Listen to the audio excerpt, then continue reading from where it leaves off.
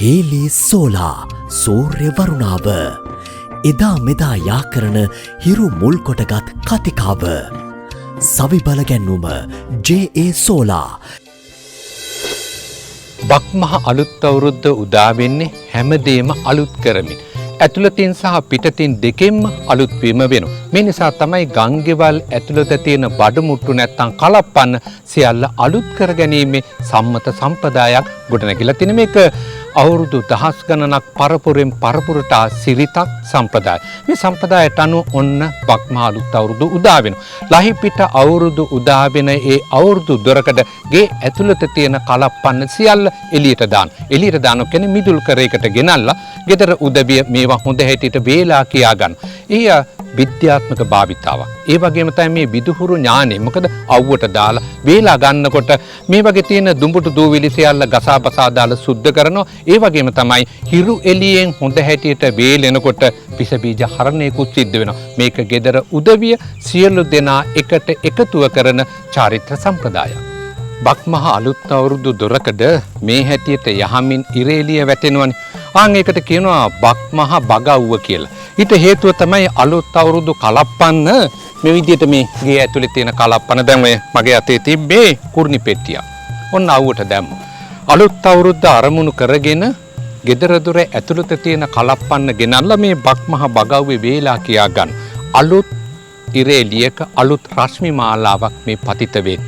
එතකොට ගේ ඇතුලේ වෙනදා අවුවට දාපු නැති කලප්පන්න කොච්චරවත් තියෙන. හැබැයි ශ්‍රම සහභාගීත්වයෙන් ගෙදර උදවිය සියලු දෙනාම එකතු පහදුව මේක තරමක් වෙලා මේ කටයුත්ත කරනවා. එතකොට හොඳ හැටියට මේවා වේලා ගැනීමේ අරමුණු දෙකක් තියෙනවා. එකක් තමයි පිරිසිදු කර ගැනීම. අලුත් අවුරුදු උදා වෙනකොට ඇතුළතින් සහ පිටතින් පිරිසිදු වීම වෙන්න ඕනේ. පිරිපහදුව අරමුණක් තියෙනවා. ඒ වගේම තමයි අවුවට වේලා ගත්තට පස්සේ සෞඛ්‍ය සම්පන්න ජීවිතයකට පදනමක් වැටෙනවා.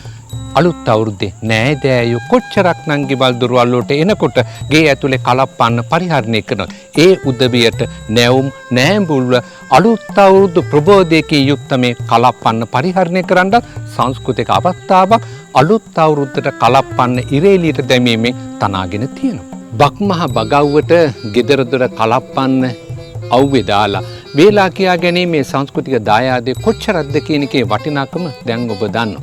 හැබැයි ඒ අතීත මුතුන් මිත්තන්ගේ දැනුම නූතන තාක්ෂණයත් එක්ක ගලපගෙන හරි අපූර්වට යොදා ගන්න අවස්ථාවක් තියෙන අපේ ඉංජිනේරු මහත්තයා ඉන්නවා.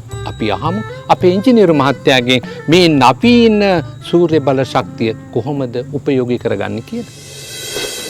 දලුත් මහත්තයා කිව්වා කොහොමද අවුරුද්දට ගම්ගොඩ ගෙවල් වල තියෙන ගෘහ භාණ්ඩ තියෙන බඩුමුට්ටු කොහොමද කලප්පන්නේ කියලා. ඒ කියන්නේ කොහොමද අවුවේ දාලා වේලන්නේ කියලා. දැන් අපි බලමු වර්තමානයේට කොහොමද මේ සංසිද්ධිය අපි එකතු කරගන්නේ කියලා. වර්තමානයේදී අපි මේ දන්න මේකෙදී ඇත්තටම මේ අතීතයේදීත් අපි සිද්ධ කරේ මේකෙන් විස බීජ හරණය සිද්ධ කිරීම. අපි කොහොමද බලමු වර්තමානයේදී විස බීජ හරණය කරන්න කොහොමද සූර්යයා පාවිච්චි කළේ.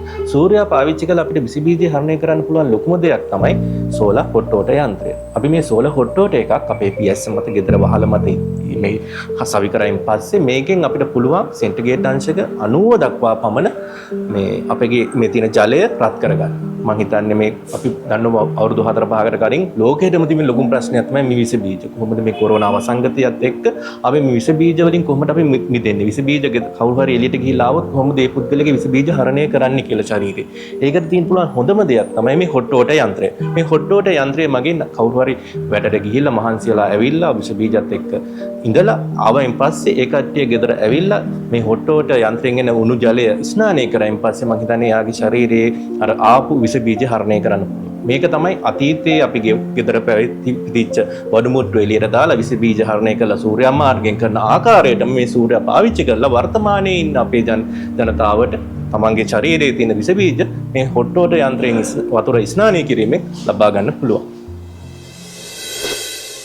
හේලි සෝලා සූර්ය වරුණාව ඔබ වෙත ගෙන ආවේ ජේ.ඒ. සෝලා. ශ්‍රී ලංකාවට මෙගාවොට් දහසක පැනල ආනයනය සමගින් ශ්‍රී ලංකාවේ අංක 1 සූර්ය පැනල සැපයුම්කරු.